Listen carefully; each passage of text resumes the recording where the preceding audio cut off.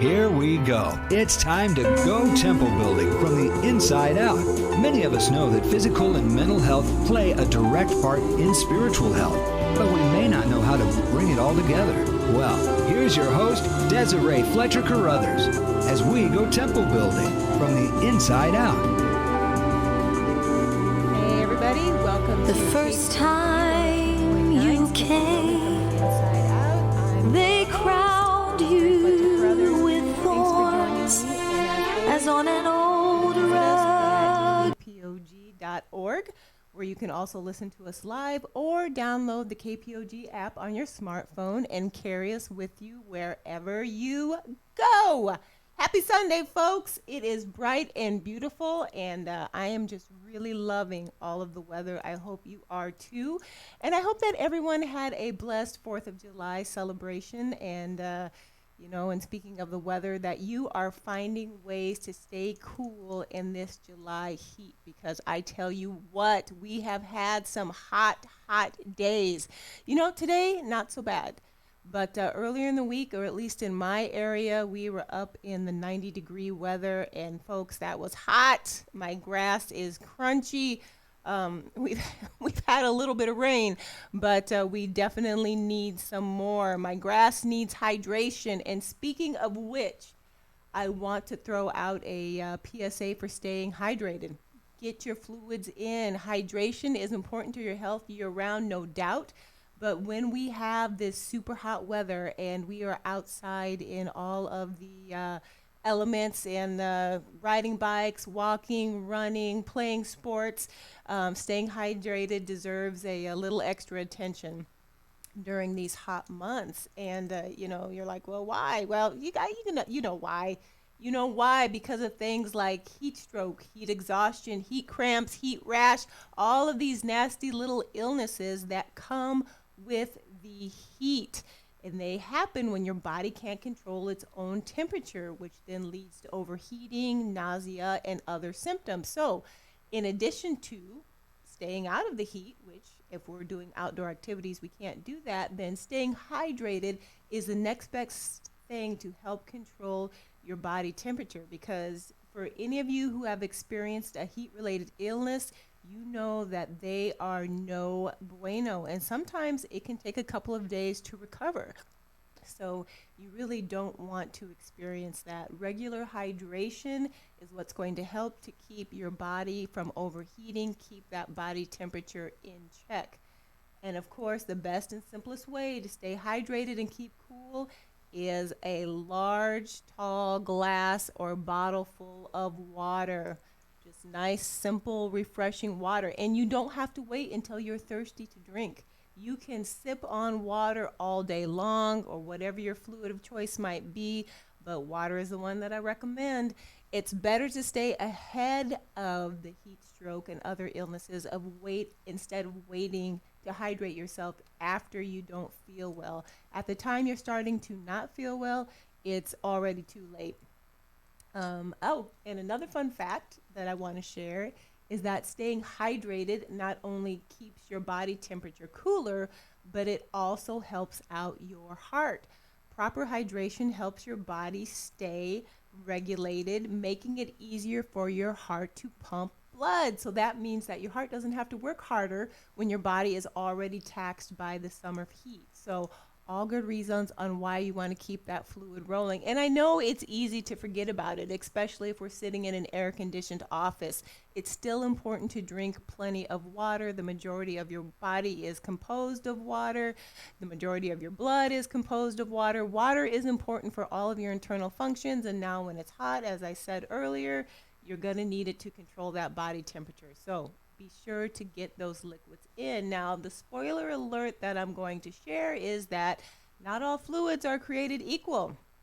There's water, which is perfect, but then drinks with large amounts of sugar and alcohol, they're not so perfect, and they can actually make your body lose more body fluid and cause other problems. Now, sports drinks, I want to take a minute, just a really short minute to talk about sports drinks, because sports drinks do have their place, but they're also kind of tricky. because while they have electrolytes that help people during workouts and, playing sports and replenishing the body with those electrolytes that it needs, they also have, the majority of them, not all of them, but several of them have many added sugars, which are no good, which actually makes water a better choice because of that. Um, I don't know if you realize it or not, but there are many sports drinks that contain as much sugar as lemonade or pop. So while you think you're doing a good thing with them, you may not necessarily be getting the full health benefit out of them because of all of the sugar. And let's face it, not everybody likes the taste of water because, well, it has no taste. We want to drink things that are tasty, that taste like something.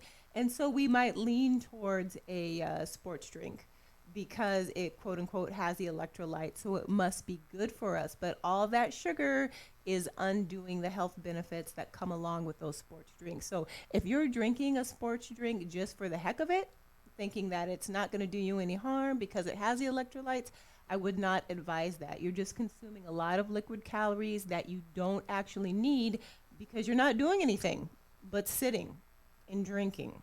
So if you want to have the sports drinks, get yourself up, get outside, and, take part in the activities that the drinks were designed to support. And by the way, does anyone really know what an electrolyte is? And I asked that question because I didn't always know what an electrolyte was, and I just figured that I needed it and I wanted it because of fantastic marketing. If I'm sweating and I need to replenish my body, then I want a drink that has those electrolytes, and marketing has done a great job of driving that point home. So for the sake of our little discussion today, electrolytes are minerals in the body that helps to maintain the ionic balance. So when you're thinking of ionic balance, think about calcium, think about magnesium, potassium, sodium, all of those types of minerals that our body needs for proper function. And when you have too many or too few of these electrolytes, it can cause health problems, can cause problems in your kidneys, so on and so forth. So yes, we do want them. Yes, electrolytes are needed. Do all sports drinks have more sugar in them than electrolytes? No. But do a majority of them have more sugar than electrolytes? Yes. So that's just something for you to keep in mind. They have their place, but they're not necessarily a good thing for you to just drink just because you can. When you want to keep those fluids going just on a daily basis, water. Water is what I'm going to recommend to you. There are also several foods that have high water content in them, several fruits, some vegetables. So there are more than one way to replenish liquids in your body, but good old water, that is a fantastic standard. And, and that was probably like the longest PSA ever. And so now I'm going to move on. I hope you caught that. What are you supposed to drink this summer? That's right, water. Now I want to move on to cat food, and you definitely heard me right. I said cat food. I have a couple of listener questions that I want to get to today simply because they were asked, and because at least this one doesn't really fit anywhere. And I didn't think I was the right person to try to put together a whole show on cat food, but I wanted to address it because the question was, is cat food safe for humans to eat? And while this may sound absolutely absurd, I'm going to field it because sometimes people are just curious and they have the urge to taste their pet's food, especially I'll call them pet fanatics, people that are really, really into their pets, and there's nothing wrong with that. I love pets. I don't know that I'd call myself a pet fanatic, but I have several people in my family that are, and they absolutely love their pets. They're considered part of the family. It's devastating when you lose a pet, when you love your animals that much. And so you are interested in all aspects of their care, which includes their food, and sometimes people just want to know, what does it taste like? Or you want to bet your friend to take a spoonful of it. So, can humans eat cat foods? Is it safe? And then also, another reason why I want to field this question is because the reality is, folks, and it's a sad reality, but it's a reality nonetheless, that there are people on extremely low incomes that may eat cat food because it's cat food or they starve. And and it's primarily the canned versions. Maybe some of it is kibble, but it's a survival thing, and it is a thing, and it happens. And so, maybe you've known somebody who, while they might not admit they're eating cat food, you have a hunch, and so maybe you're just curious for their sake, whether or not that's really something they should be doing. Um, and also eating actual cat meat that comes from cats, that's a thing in other countries, and we're not going to go down that road, but I am talking about actual canned cat food products made for cats, not products made from cats. So we're just going to clarify that right now. So can humans eat cat food? And the short answer is yes. Yes, they can. But, and there's always a but, isn't there? But they cannot eat it without some risk. So the canned variety, especially, may look appealing and might not even taste half bad if it has real meat and meat sauce and is not filled with artificial flavors and additives. So it might actually not be that unappealing when it really gets down to it. And when you look at the ingredients, there's really nothing indigestible in pet food.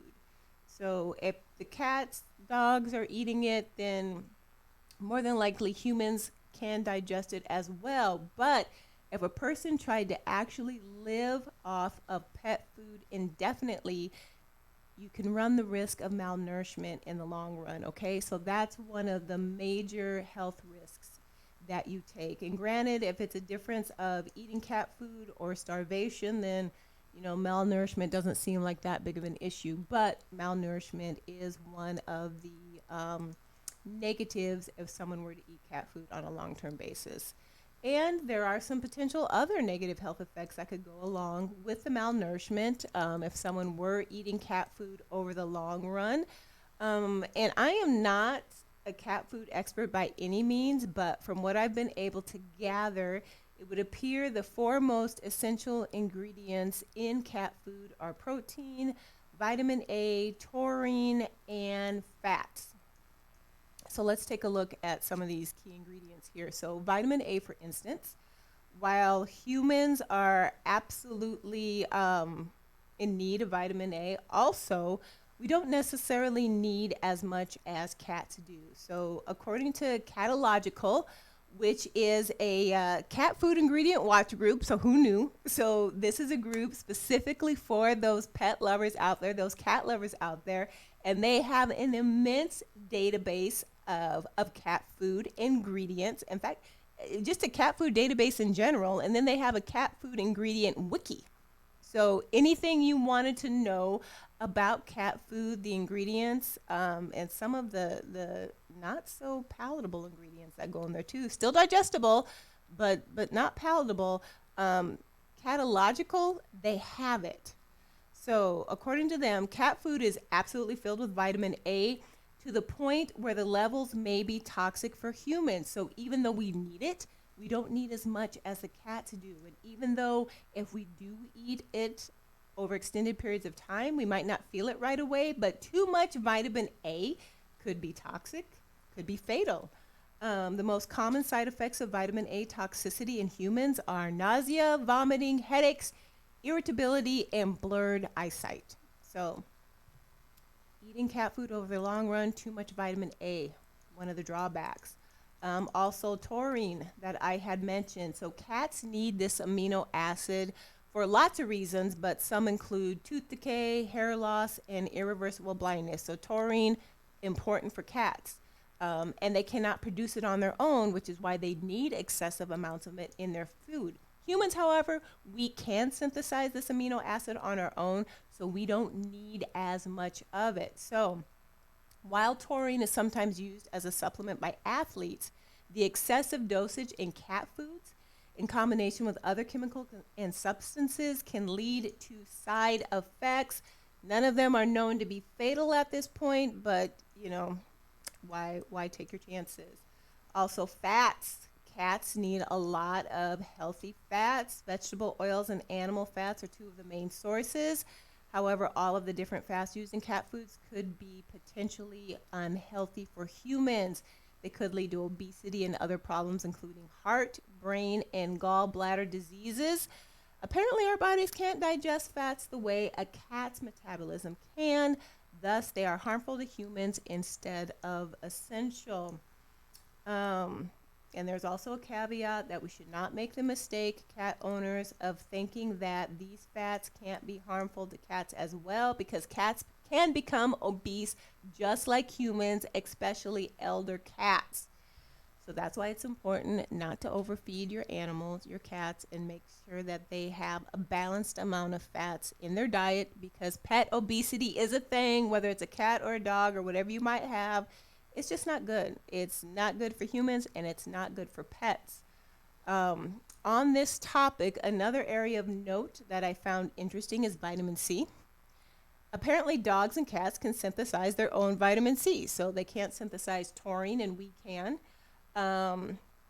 But they can't synthesize vitamin C, and we can. So, or actually, they can synthesize vitamin C, and we can't. Let me get that straight. There we go. We have it.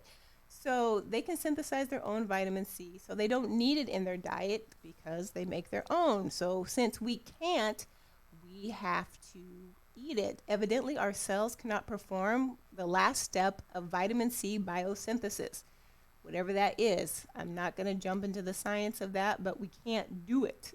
So if we were to eat nothing but pet food over a long period of time, we could develop vitamin C deficiencies like scurvy.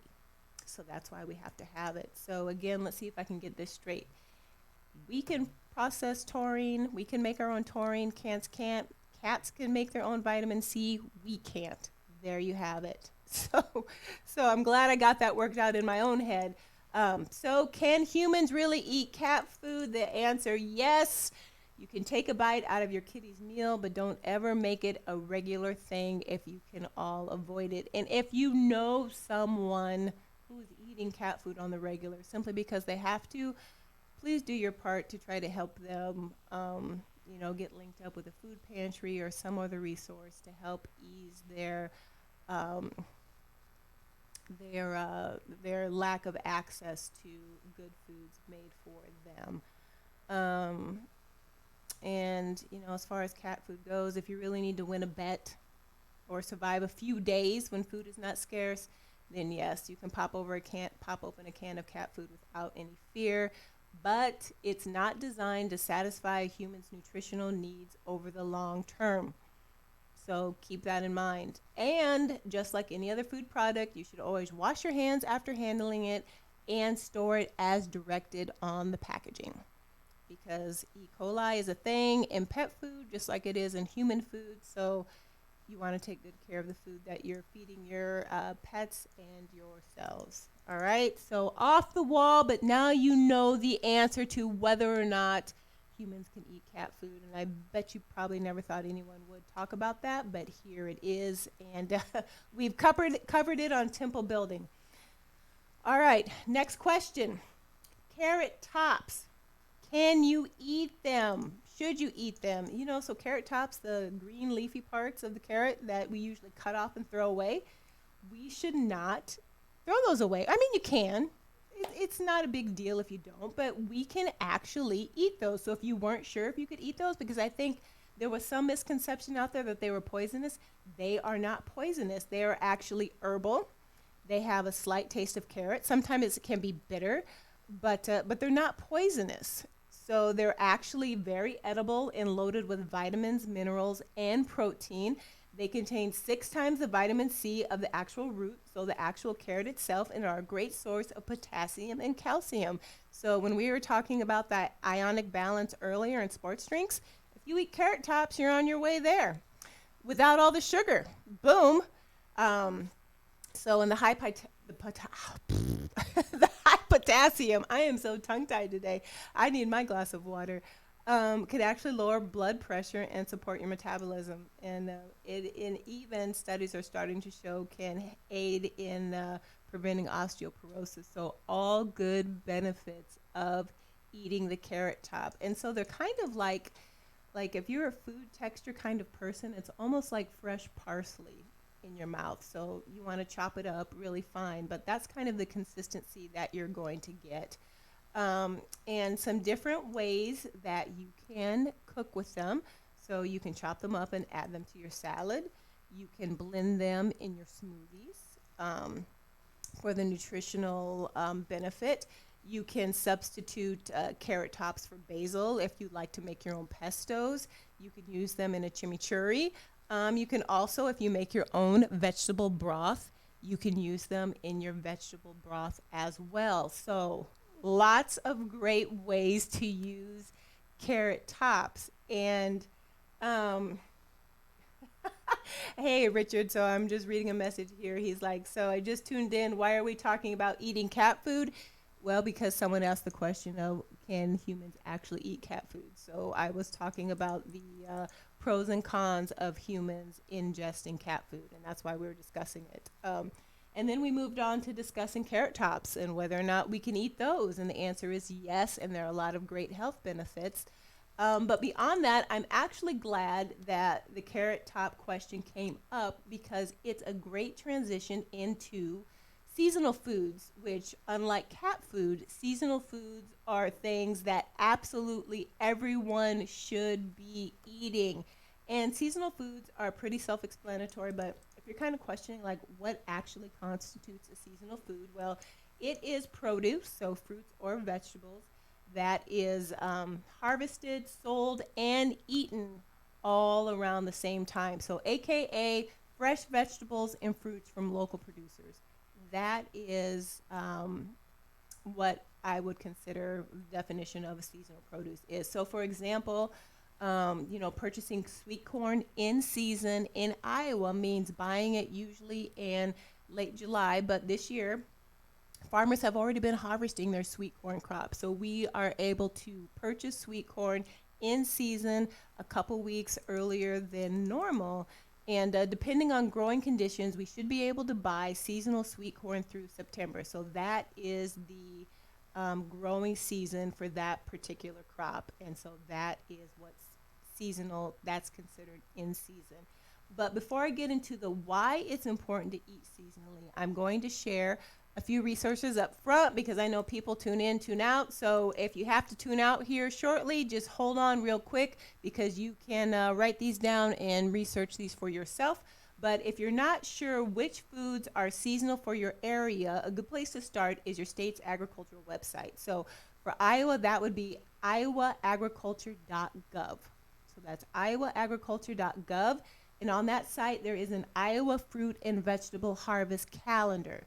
So you can go there, you can check out all of the foods that are traditionally grown in Iowa, and they will give you a time frame of when those foods are in season, when they're going to be harvested in our state. And if you're not having any luck navigating your state's agriculture website, just try Googling in-season foods for your state. So Google in-season foods for Illinois, in-season foods for Nebraska, so on and so forth.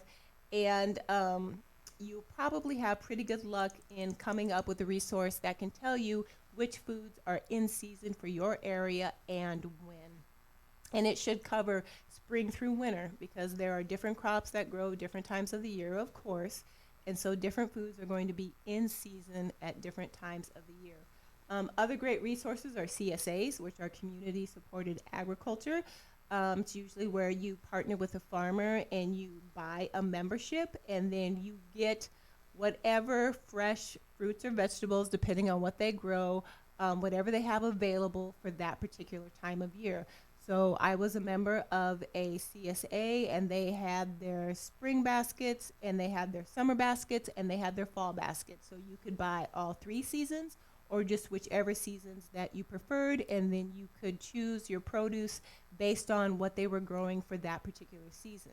So in addition to CSAs, there are also farmers markets. And, What better way to get seasonal produce and fruit, because you're only going to get what those farmers have available, what those growers have available at that time. So if you're not sure what is in season, connecting with one of those two, a CSA or a farmer's market, you're going to be able to see firsthand what they have available, and you can just start to make your own list of what is in season in your area. Not only will you get the best that they have to offer in seasonal vegetables, fruits, and herbs, but oftentimes you'll also have access to free range and grass-fed meats, eggs, and locally sourced honey. And for allergy sufferers, locally sourced honey is going to be your friend, and a great boost to your immune system. CSAs and farmers markets are also great ways to get introduced to new vegetables that you may not normally consider. So they'll be growing things, for instance, like a watermelon radish. I don't particularly care for radishes. I've never liked them. When my mom used to make me eat them as a child, I used to find ways to not eat them and dispose of them without her knowing. If she's listening now, she knows. But I have never liked radishes. But I tell you what, the watermelon radish, it is very crisp, mild flavor. It is pleasant to eat. And had I not been a member of a CSA, I probably never would have tried it. So just a great opportunity to expand your palates. So now if you're saying, okay, I'm getting these seasonal vegetables, I've connected with a CSA, I've gone to my farmer's market, but now what do I do with them? I have no idea how to cook with them. And I have to say, I feel ya. I am in the same boat, to a certain extent, was definitely in that same boat more about a year ago. But when I was first a member of a CSA, I gave a lot of produce away simply because I didn't know how to cook with it, or I couldn't cook with it fast enough. I didn't make plans to cook with it before it went bad. So fortunately for me, my CSA provided a lot of great recipes through their newsletter, and also introduced me to a great website called Cook What You Have, and that is cookwithwhatyouhave.com, all one word. And it is a membership-based website, but it is so worth it, and it's totally affordable if you are looking for ways to incorporate new and fresh vegetables into your everyday life. It provides recipes, tips on food prep, how to stock your pantry for seasonal cooking, and so on and so forth. So that is cookwithwhatyouhave.com. I totally recommend that you check it out. It'll be worth your while. So why seasonal eating? What's the big deal? And in short, it's your health. Your health is a big deal, and seasonal eating supports good health along with some other great benefits as well. So I just want to call that out because, you know, we tend to get in the rut of just eating what's easy, what's fast. If we don't know how to cook with it, if we're not sure we like it, then we won't open up ourselves to try it. And we're missing out on a lot of great benefits to our health by not eating more seasonally and being more adventurous in our fruit and veggie selection. So one thing for sure, gut health. That's a big plus. You know, I talk a lot about that. But eating seasonally means that our diet changes month by month because the foods that are available change month by month. And so when we eat in season, then we eat the broadest range of plant-based fiber throughout the year. And a high fiber diet is key for a healthy gut. Our microbiomes love fiber, and much like us, they benefit from the variety. So your gut is benefiting from the variety of food. Also, this is a no-brainer. Seasonal fruits and vegetables are fresher than those flown in from further away. So, you know, a lot of food, thanks to technology, we are able to eat year-round, in foods that we might not have been able to eat at all if it weren't for transportation. But even though those foods, we're buying them in the produce section in the grocery store, it doesn't mean that we are getting the most nutrient value out of those foods simply because of the distance that food had to travel to get to our grocery store and then to our plate, the length of time that's in there, and the harvesting process that goes along with providing those fruits and vegetables to us. So while they are so quote-unquote fresh and they do have nutrient value, it is not as high as seasonal foods that are available locally. So foods that are close. They're fresher, they're brighter, they have a higher level of polyphenol. So these are little things that nourish our microbiome. So I'm still talking about gut health here. So the fresher the food is, the better it is for the gut because it's feeding that good bacteria in there, which means that your gut is going to be able to do its job more effectively and strengthening your immune system and just nourishing the rest of your body. So you want to keep that in mind. The fresher the food, the better it is for your gut. Your stomach is, quote unquote, your second brain, and it is so vital to your health. So we want to continue to do everything that we can to make sure that we have the strongest gut possible and that builds up our immune system. And especially in the environment that we're living in now, guys, I know we are relying on masks and gloves and we're waiting for those vaccines to come out. But really, folks, one of the best things you can do for your health in fighting against viruses is building up your immune system naturally. And once you do that, everything else that you want to add on top of that is just going to be icing on the cake. But the cake needs to be your immune system that needs to start with you. So let's keep that in mind. Other reasons why eating seasonal is a plus is because it just tastes better. When fruits and vegetables are picked and then eaten right away, and let me backtrack. When they are picked, when they're actually ripe, you know, a lot of times when we're shipping in fruits and vegetables from other places, they're picked before they're ripe, and then they go through a ton of processes to ripen them once they get to our location. And they have to do that because you can't have all the produce going bad before it gets to its destination. So you have to pick it before it's totally ripe. But when you can eat local, when you can eat seasonal, and it doesn't have to travel hundreds of miles, the taste is just that much better. So not only does the nutrient density go down, the longer food has to travel, but so does the taste and texture of your food. So if you really want the best experience in your mouth and across your taste buds, seasonal is where you're going to find it. Also, seasonal, locally grown foods can be cheaper. So when farmers are harvesting a large abundance of produce due to the crop being in season, the cost of the produce will go down. When the produce is locally sourced because it's in season in your area, then traveling expenses and storage are not required, which brings the cost down as well. So when we buy produce that is out of season, it's normally sourced from areas that are in a different climate, and it has to be stored for long periods of time. And all of these factors, because of the added costs, drive up the price. So nutrient density down, cost is up simply because of distance and the processes it takes to preserve that food. And so here we go, nutritional value. Produce that is purchased in season is going to be fresher. It's going to be consumed closer to harvesting, and thus the nutritional value. And some antioxidants such as vitamin C, folates, and carotenes, they're going to be intact. Those just quickly diminish the longer a fruit has been picked, the longer it takes from tree to your table. If it's been cut and you add heat to it, these are all things that bring down the nutrient value of your food. So foods that are stored for long periods of time because of transportation, they're not going to be as nutritionally beneficial for you. Also, if they come from overseas, you know what? Different places have different regulations for how they manage their food, soil contaminants, how they use sprays, this, that, and the next thing.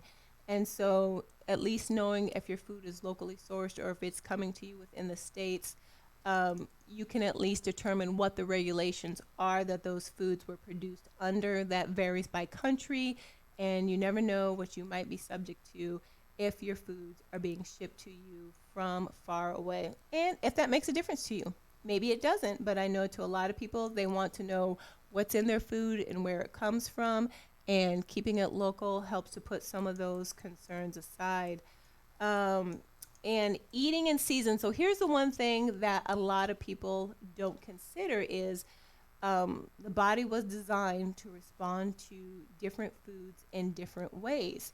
And so if you think about it, different foods are in season when your body may need it most, especially for those of us who are in the Midwest.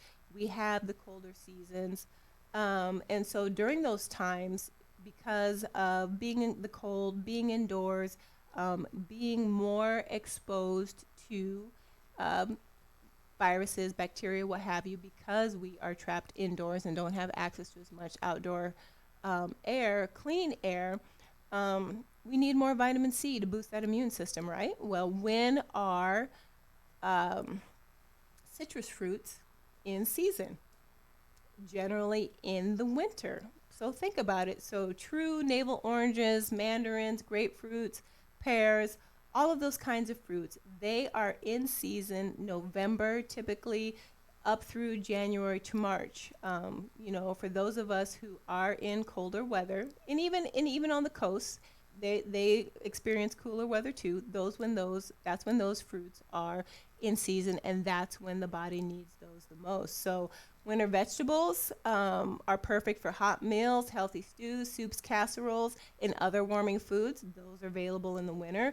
Summer foods such as stone fruits, so your peaches, your cherries, your olives, they provide us with the extra beta carotenes and other carotenoids that help protect us against sun damage. So if you really pay attention to what we are exposed to at different times of the year and when the foods are actually in season, it's God's perfect plan. Your foods are in season when your body needs them the most, for the most part, for our environment. And I know that's not the same everywhere. I got different clients, this, that, and the next thing. But even the foods in those countries that are in season at those specific times, I'm pretty sure, in my opinion, you will find those foods are right on time and in season exactly when that body needs it. So eating seasonally is providing your body the nutrients it needs at that particular time the most.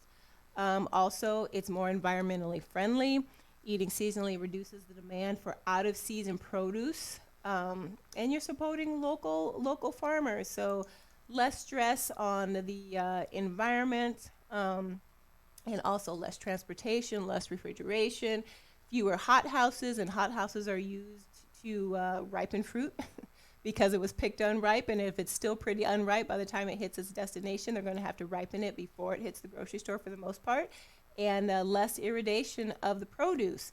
And so if you're not familiar with irradiation, it's basically the produce equivalent of pasteurization. So it eliminates microorganisms and insects from that fruit, but while this practice may extend the shelf life of the food, it's still decreasing the nutrient value. So another reason why it's better to eat and source local food. Now, I know it's not always possible to eat locally and seasonally for everyone all the time. And with so much produce available for most of the year, it's easy to lose track of the seasonality of food. But if you can just start to think about your food in a seasonal cycle, a little bit at a time, you can find that you can implement these changes into your diet without a lot of fuss and out a lot of muss. And I'm not saying that you have to do this, but if you can start to work in seasonal foods and eat more locally, for all of the benefits that I've referenced, I think that over time you will find that your health is benefited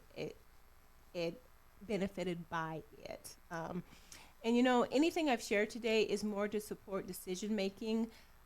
When possible, that is better for you, your wallet, and your health. So if nothing else, it is definitely just food for thought. So cat food, yes, but not over the long run. Eat your carrot tops, great health benefits for you. Seasonal foods, great for your gut, better for the environment, can also be better for your wallet, and just provides you with the nutrients, a higher level of nutrients that your body is going to need overall. All of this food for thought, because as you know, your body is a temple. So until next time, keep working on building it.